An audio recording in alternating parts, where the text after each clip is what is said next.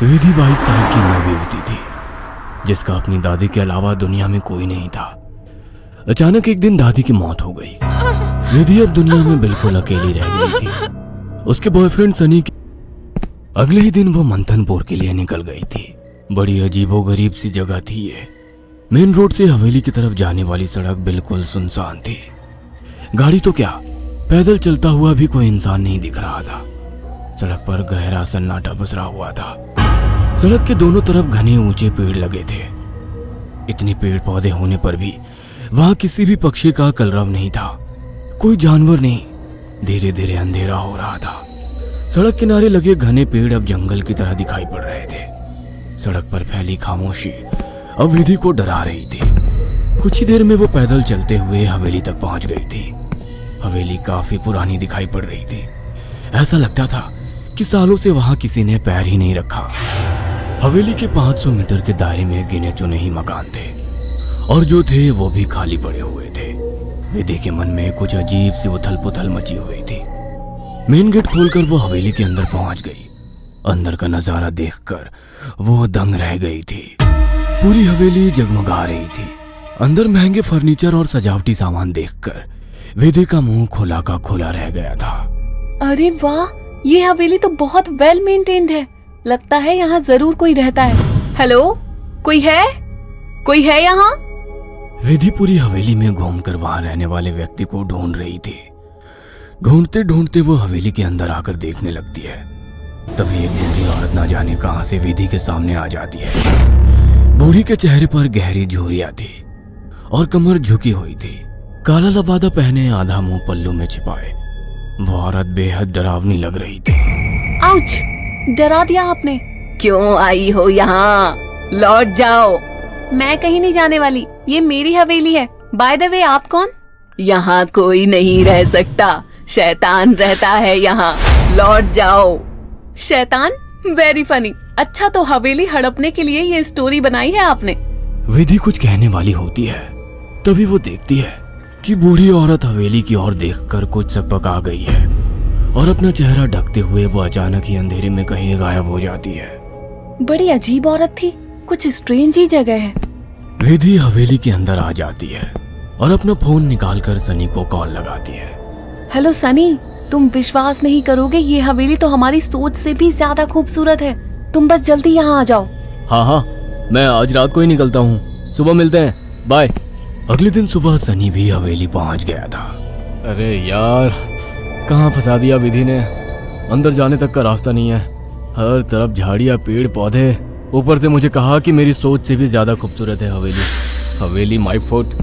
सनी बड़बड़ाता हुआ main gate से अंदर जा रहा था। बाहर का कंपाउंड क्रॉस करने के बाद अब वो दरवाजे के सामने था। उसके नॉक करने से पहले ही दरवाजा खुद ब खुद खुल गया। सनी हैरान रह गया था। अंदर पहुंचकर उसने देखा हॉल में कोई भी नहीं है। विधि को पुकारते हुए वो अंदर बेडरूम की ओर बढ़ गया। बेडरूम के अंदर का नजारा देखकर सनी ने दांतों तले उंगलियां दबा ली। विधि अंदर बेड पर बैठी हुई थी। उसके लंबे बाल खुले हुए थे और उसके चेहरे को ढके हुए थे। बालों के बीच से उसकी लाल खून आंखें दिखाई पड़ रही थी। दोनों हाथ और पैरों की मदद से वो बेड पर ऐसे बैठी हुई थी मानो कोई जानवर हो। उसकी खूबसूरती गुलाबी त्वचा जगह जगह से कटी थी और सफेद पड़ गई थी। विधि को देखकर सनी जोर से चिल्लाया, विधि, ये क्या हो गया तुम्हें? सनी की बात सुनकर विधि ने डरावने अंदाज में गर्दन टेढ़ी की। अब उसके चेहरे पर से कुछ बाल हट गए थे। वह भयानक आवाज के साथ हंसने लगी। उसके मुंह से किसी जानवर की तरह लार गिर रही थी। अचानक ही वह पूरी ताकत से चिल्लाई। विधि के बाल हवा में उड़ रहे थे और चेहरा चीखते हुए और भी भयानक होता जा रहा था। काले दांत और सफेद पड़ चुकी आंखें आकार में बड़ी होती जा रही थी। सनी के अंदर और देख पाने की ताकत नहीं बची थी। अपनी पूरी ताकत लगाकर वो कमरे से बाहर की तरफ भागा। बाहर हवेली के दरवाजे तक पहुंचा ही था कि विधि की दर्द से भरी आवाज सुनाई पड़ी। सनी, मुझे छोड़कर मत जाओ, मुझे बचा लो। सनी, ये मुझे नहीं छोड़ेगा। बहुत दर्द हो रहा है, बहुत दर्द हो रहा है। विधि जोर जोर से रो रही थी और सनी को रोकने के लिए बोल रही थी। विधि की ऐसी दर्द भरी आवाज सुनकर सनी तड़प उठा और दौड़कर उसके कमरे की तरफ वापस आ गया। ये सब क्या हो गया विधि? ये सब क्या हो गया? मैं क्या करूं, बोलो। बहुत भूख लगी है, तेरा खून पीना है। इतना कहकर विधि अजीब तरीके से मुस्कुराने लगती है और अपने हाथों और पैरों की मदद से जमीन पर रेंगते हुए सनी की ओर बढ़ती है। सनी बिजली सी तेजी दिखाकर कमरे से बाहर निकल आता है और कमरे का दरवाजा बाहर से बंद कर देता है। सनी की कुछ समझ नहीं आ रहा था। वह विधि की मदद करना चाहता था। उसे ऐसी हालत में छोड़ना उसे मौत के मुंह में धकेलने जैसा था। वह बाहर जाकर मदद मांगने का निर्णय लेता है और तुरंत बाहर निकल आता है। हवेली के अंदर दूर दूर तक केवल सन्नाटा छाया हुआ था।